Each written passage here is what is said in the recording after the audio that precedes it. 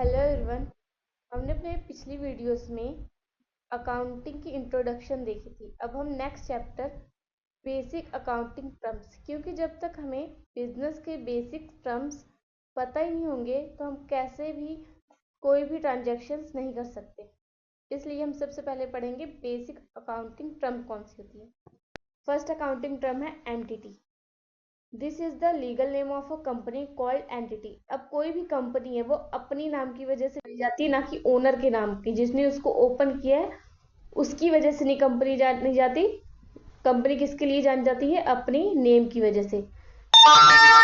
जैसे कि रिलायंस कंपनी है, वो अपनी नाम की वजह से जानी जाती है, ना कि मुकेश अंबानी के नाम से। इसलिए क्या है, ओनर और कंपनी की एंटिटी डिफरेंस होती है। जो भी हम अकाउंट्स बनाते हैं वो कंपनी के नाम पे बनाते हैं, ना कि ओनर के नाम पे। सेकेंड है transactions. Transactions means when a transactions take place between two companies, it is a transaction. जब दो कंपनियों के बीच में लेन देन होता है, वो परचेज करता है, वो सेल करता है, उसके बदले कुछ कंसिडरेशन देता है, तो वो क्या होती है? ट्रांजैक्शंस होती है, जो कि हम अपने बुक्स ऑफ अकाउंट में रिकॉर्ड करते हैं। थर्ड ट्रांजैक्शन है एसेट। अब जब कोई भी कंपनी अब मशीनरी लेती है तो वो क्या है? उसका एसेट, जो कि उसको लॉन्ग टर्म के लिए फायदा देगा। वो मशीनरी को चाहे तो 1 साल या 2 साल के बाद बेच देगा तो भी उसको कुछ फायदा होगा, क्योंकि मशीनरी की डेप्रिसिएशन वैल्यू के अकॉर्डिंग उसकी वैल्यू कम हो जाएगी। इसलिए पर वो जो मशीन है वो फ्यूचर में उसको फायदा देगा। इसलिए किसी भी बिजनेसमैन के लिए उसकी मशीनरी क्या है? एसेट है। फोर्थ है liability. when we take any kind of loan in the company, we have to give it to someone. There it is liability which we will have to repay in future. जैसे मान लो कोई company है, liability क्या होती है? उधार। अब company को चलाने के लिए पैसे की जरूरत है, तो कंपनी क्या करती है? अगर उसके पास पैसे नहीं है तो वो किसी बैंक से, किसी अदर कंपनी से क्या लोन लेगी, तो वो कंपनी के लिए वो मनी जो कि वो फ्यूचर में चुकाएगा। सिक्स्थ है कैपिटल। अब कैपिटल क्या है? अब जो कंपनी है उसको चलाने के लिए पैसे की जरूरत है, बिना पैसे की कंपनी तो चलेगी नहीं। इसलिए जो ओनर है वो अपनी सेविंग्स को जोड़ता है ताकि वो एक कंपनी को स्टार्ट कर सके। और उस सेविंग को क्या कहते हैं? जब वो कंपनी में इन्वेस्ट कर देता है उसको कहते हैं कैपिटल। कि ओनर ने कैपिटल को कंपनी में लगाया, मतलब पैसे को कंपनी में लगाया। सेवंथ है सेल्स। सेल्स मतलब कि अब कोई भी प्रोडक्ट बनाने के लिए कंपनी को खर्च करना पड़ता है। वो अपने प्रोडक्ट को बनाने के लिए खर्च उसने किया, पर जब कस्टमर को उसने बेचा तो उसने कुछ एक्स्ट्रा अमाउंट लिया, जिससे कि उसको सेल्स हुई। सेल कैसे हम निकालेंगे? हमारा जो खर्च हुआ है उसको, और जो हमने कस्टमर से लिया है उसको माइनस करके क्या हमारा सेल्स आ जाएगा, कि हमारे पास सेल्स कितनी हुई है इस प्रोडक्ट को बेच के। अब सेल्स दो टाइप्स की होती है, क्रेडिट सेल, एक कैश सेल।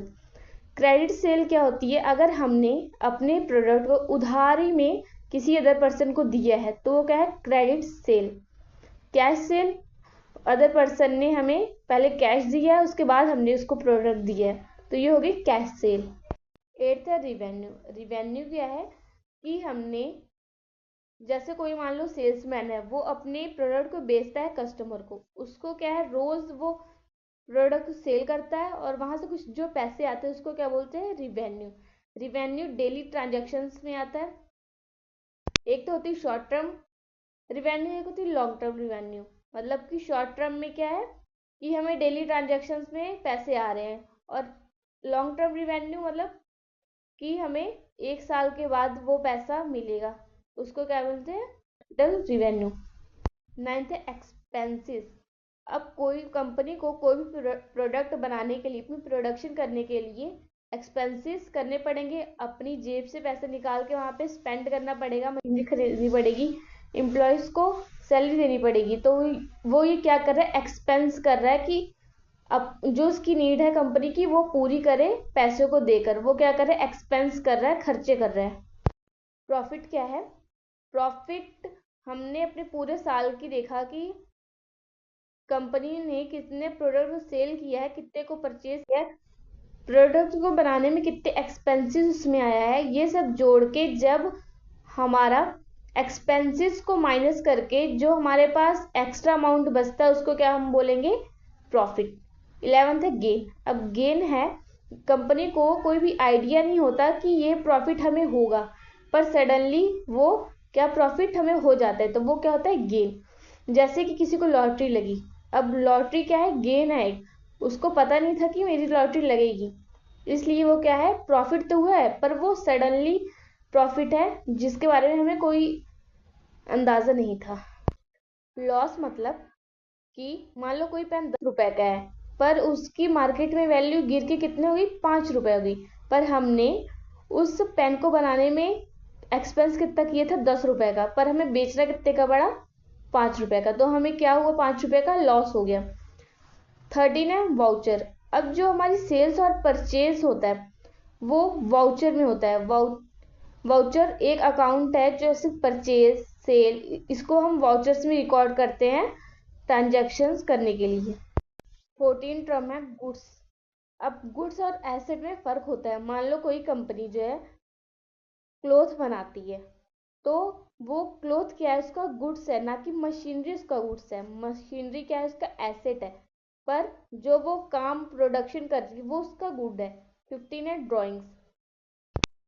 ड्राइंग्स मतलब कि कंपनी और ओनर सेपरेट आइडेंटिटी है, पर ओनर को अगर कभी पैसे की ज़रूरत पड़ी तो वो कहाँ जाएगा, कंपनी के पास, पर कंपनी जो है उसको रिकॉर्ड कैसे करेगी, ड्राइंग के रूप में, मतलब कि फ्यूचर में ओनर को कंपनी को पैसे चुकाने पड़ेंगे। ड्राइंग क्या है, पर्सनल यूज़ के लिए ओनर ने खर्च करने को लिए लिया है कंपनी से, पर ओनर को फ्यूचर में चुकाना पड़ेगा उस पैसे को। तो ये कुछ अकाउंटिंग टर्म्स हैं। आगे भी हम इस चैप्टर की और अकाउंटिंग टर्म्स को पढ़ेंगे आगे आने वाली वीडियोस में।